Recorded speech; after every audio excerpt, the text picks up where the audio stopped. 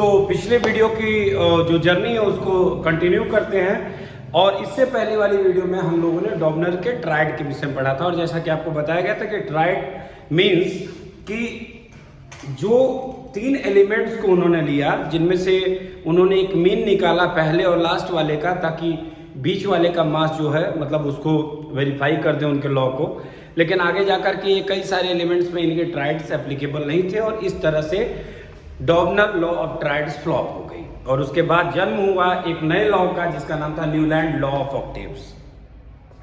जैसा कि नाम ऑक्टेव सजेस्ट करता है, यानी कि इसमें कुछ ऐसी चीजें थी जिसमें लगभग एक श्रृंखला थी 8 चीजों की मिला करके।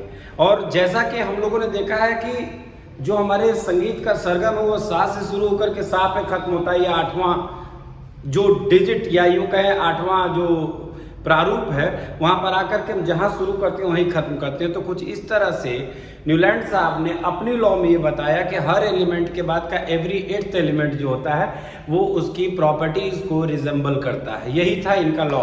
देखिए, the attempts of Dobereiner encouraged others chemist to correlate the property of element with their atomic masses.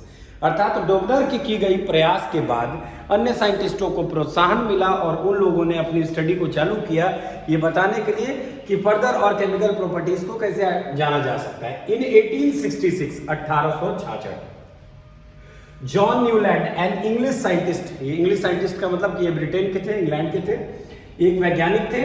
और दो they known elements in order of their increasing atomic masses. अर्थात उन्होंने सारे एलिमेंट्स को लिया और उनके बढ़ते हुए एटॉमिक मास के क्रम में उनको सजा दिया, जैसे एक एक के बाद 2 2 3 4 5 इस तरह से बढ़ते हुए क्रम में उन्होंने सजा दिया। He started with the element having the lowest atomic mass hydrogen and ended with thorium which was 56th element. अर्थात लॉ ऑफ ऑक्टेव्स की शुरुआत इन्होंने की हाइड्रोजन से, चूंकि वो लाइटेस्ट था, उसके मास सबसे कम था। और थोरियम पर जाकर के जो कि 56th एलिमेंट था, 56वां एलिमेंट था, वहां पर जाकर के इन्होंने अपने लॉ को खत्म किया। He found that every 8th element had properties similar to that of the first। जैसा कि हमने पहले भी कहा कि इन्होंने ये देखा कि पहले एलिमेंट से जो 8वां एलिमेंट है उसमें कहीं ना कहीं एक प्रॉपर्टी जो है उसको देखने को मिल रही है।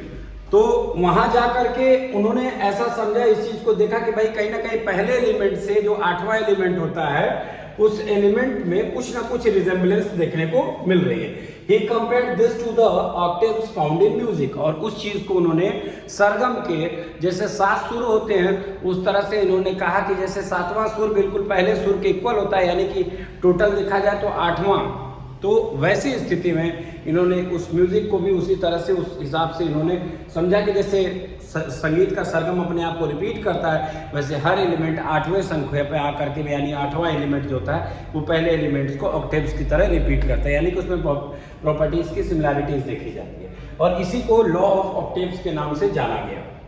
In Newland octaves, the properties of lithium and sodium were found to be same। और न्यूलैंड के लॉ ऑफ ऑक्टेव्स में लिथियम और सोडियम जो थी उसकी प्रॉपर्टीज को लगभग सेम माना गया। In Newland octave, the property of lithium sodium were found to be same। Sodium is the 8th element after lithium। Lithium के बाद 8वां एलिमेंट सोडियम है, ठीक। तो इन्होंने देखा क्या कि जो लिथियम है और उसके बाद गिनती के बाद जो 8वां एलिमेंट आ रहा है यानी कि सोडियम, दोनों की प्रॉपर्टीज में इनको सिमिलैरिटीज दिखी। Similarly beryllium and magnesium resemble each other. और बेरिलियम से मैग्नीशियम 8वें स्थान पे आता है, इसमें भी रिजेंबल्स दिखा। A part of original form of Newland octaves is given in table 5.3। ये टेबल 5.3 जो इनका ओरिजिनल ऑक्टेव का जो फॉर्मूला था वो कुछ इसी तरह का था। और यहाँ पे आप देखिए इन्होंने अभी किसकी बात की, लिथियम की और सोडियम की किया इन्होंने, हाइड्रोजन और फ्लोरीन का, फ्लोरीन से क्लोरीन का, क्लोरीन से ब्रोमीन का, कोबाल्ट का, निकल का।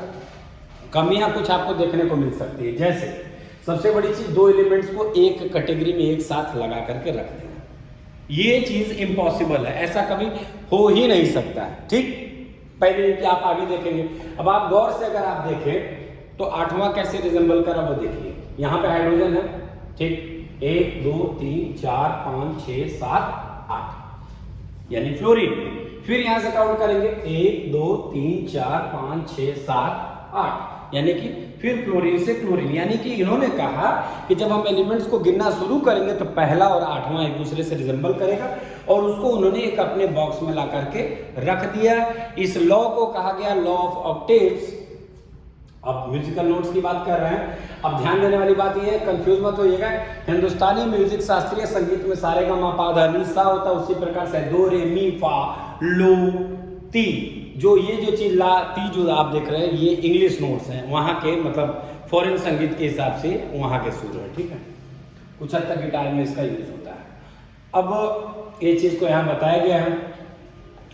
अब इनके में क्या क्या बताया गया वो देखिए। It was found that law of octaves was applicable only up to calcium, as after calcium every eighth element did not possess properties similar to the first one। अर्थात इनकी इस लाइन का मतलब ये है कि जब इस लॉ को इन्होंने देखा तो इनकी लॉ केवल कैल्शियम तक वैलिड थी, उसके बाद के जो एलिमेंट्स इनके सामने दिखे उन एलिमेंट्स में इस तरह की रिजेंबलेंस देखने को नहीं मिली। पहला क्लियर रखिएगा, ये केवल कैल्शियम तक वैलिड था, कैल्शियम के बाद अन्य एलिमेंट्स में हर आठवां एलिमेंट प्रॉपर्टी में रिजेंबलेंस नहीं देखी गई। ये पहला कारण था इनके लॉ के फेलियर का। ठीक उसी तरह से डॉबनर का फेलियर क्या था कि सभी ट्राइड्स नहीं इक्वली बैठ रहे थे मीन निकालने पे। उसी तरह से इनका कोई पूछेगा कि व्हाट आर द फेलियर और demerits of Newland law of octaves, तो आप सबसे पहले बोलेंगे it was only applicable up to calcium and no further element after that was resembling the property to the first one, पहला। दूसरा, it was assumed by Newland that only 56 elements existed in nature and no more elements would be discovered in future। अर्थात इन्होंने ज्योतिषीय दृष्टिकोण, वैज्ञानिक होते हुए ज्योतिष की तरह भविष्यवाणी कर दी कि आज हमारे सामने 56 एलिमेंट्स हैं, 56 एलिमेंट्स हैं, फ्यूचर में इससे ज्यादा एलिमेंट्स डिस्कवर नहीं होंगे। बट लेटर बहुत सारे एलिमेंट्स आज आपको पता है 56 के बाद यहाँ तो अभी हम लोग 118 से भी ज्यादा पहुंच चुके हैं, हालांकि किताब अभी 118 को पब्लिश करता है। तो दूसरा इनका फेलियर ये था कि इन्होंने प्री-अजम्पशन दे दिया कि अभी 56 एलिमेंट है और यही रहेंगे, लेकिन ऐसा हुआ नहीं। बाद में जाके कई नए एलिमेंट्स का डिस्कवर हुआ हमारे सामने, कई डिस्कवरीज हमें देखने को मिली। मुंह तो ऐसा बाहर है जैसे लग रहा है कि मुंह में हमको ले लोगे। In order to fit elements into his table, अपने टेबल को किसी तरह से सही मायने में लोगों के सामने सिद्ध करने के लिए इन्होंने कई अन्य एलिमेंट्स को एक साथ एंड करके जोड़ दिया। ये तो वही बात हो गई कि अगर आपके पास लिखने के लिए एक पेज हो और कंटेंट 2 पेज के बराबर है तो आप लाइन को इतना छोटा लिखें कि एक लाइन में आप 2-2 लाइन इंसर्ट करने लगे, सिर्फ इसलिए ताकि आप एक पेज में अपनी पूरी बात कह सकें, आप राइटिंग फॉर्मेट को भूल जाएंगे। ठीक उसी प्रकार से न्यूलैंड ये भूल गए कि 2 अलग अलग नेचर के एलिमेंट्स को एक जगह एक बॉक्स में ला करके रख देना अनुचित है, और ये भी इनके फेलियर का तीसरा सबसे बड़ा महत्वपूर्ण कारण। तो न्यूलैंड की अच्छाइयाँ क्या थी कि कुछ हद तक कैल्शियम तक इनका एप्लीकेबल था, उस जमाने के हिसाब से, उस समय के हिसाब से ये बहुत बड़ी डिस्कवरी थी और लोगों को बहुत रास्ता दिखाया। अच्छी बात ये भी है कि इन्होंने 56 एलिमेंट्स तकरीबन अपने टेबल में दिखाया। इसके साथ अच्छी बात इनकी ये भी थी कि इन्होंने प्रॉपर्टीज और मास दोनों को कंसीडर किया कि नहीं, मास के अकॉर्डिंग प्रॉपर्टीज होती है, यानी कि प्रॉपर्टीज को कैसे देखा जाए, कैसे समझा जाए। इनके डिस्कवरी का या इन्वेंशन का वो भी एक बहुत बड़ा महत्वपूर्ण इनके रिसर्च का हिस्सा था। अब इनकी खामियां क्या थी? सबसे पहले इनकी खामी हम लोगों ने क्या पढ़ा? ये केवल कैल्शियम तक एप्लीकेबल था एंड फर्दर इनके लॉ ऑफ ऑक्टेव्स किसी अन्य एलिमेंट्स पर सुटेबल नहीं बैठे। दूसरा क्या था फेलियर कारण?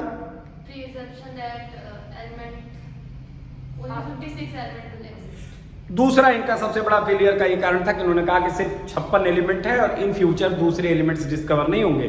तीसरा फेलियर क्या था भाई साहब? ही पुटेड, टू पुटेड नहीं, पुटेड तो ग्रामेटिकली रॉन्ग वर्ड होता, put, he put 2 elements into the same box without looking at the proper physical and chemical properties of that element. 2 अलग अलग नेचर के एलिमेंट्स को इन्होंने अपने में एक में पुट कर दिया। सो इस तरह से इनका जो है स्लॉट, माने इनकी डिस्कवरी ये पूरी तरह से खत्म हुई।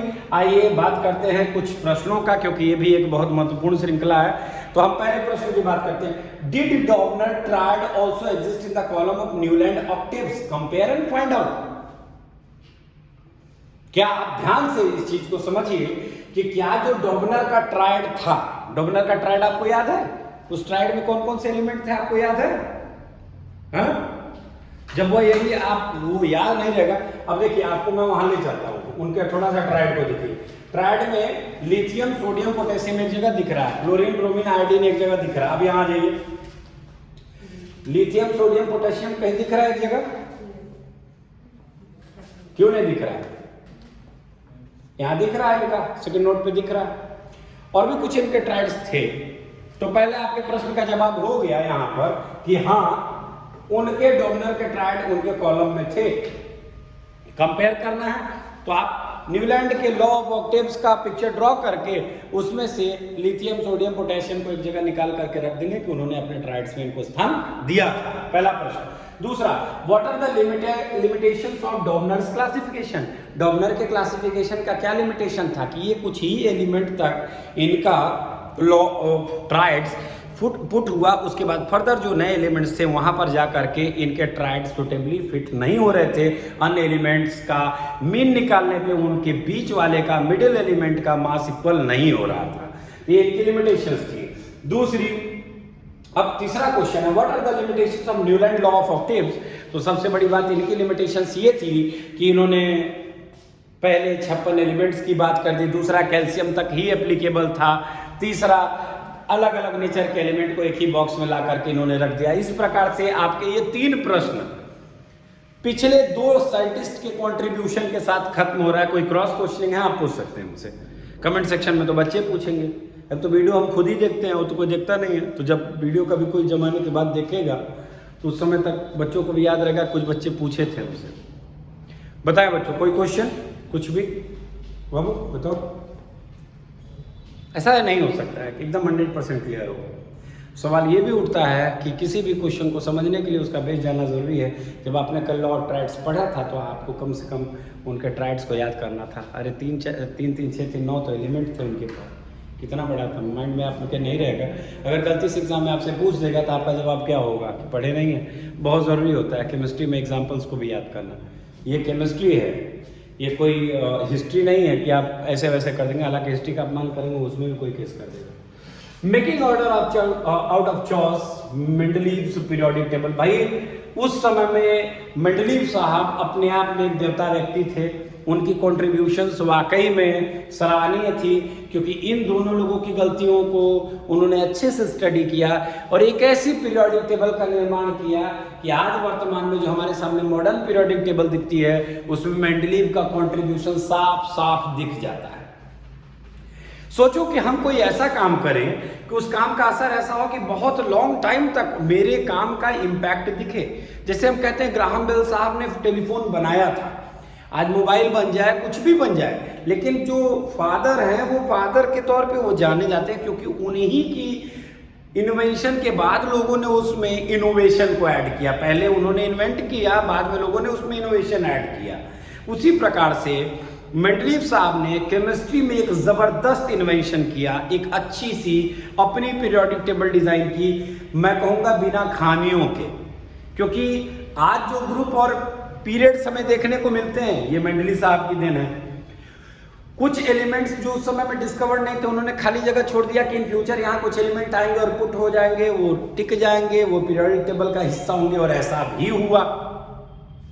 उन्होंने जिस एलिमेंट्स का जिस तरह का नेचर था ऑलमोस्ट उनके पीरियोडिक टेबल को फर्दर जब जाकर के नील बोर साहब के कंट्रीब्यूशन या हेनरी मोजले साहब के कंट्रीब्यूशन को हम लोग अगर देखें तो वहां पर जाकर के हमें ये क्लियरली समझ में आता है कि वर्तमान में उनकी कंट्रीब्यूशंस को नजरअंदाज नहीं किया जा सकता है।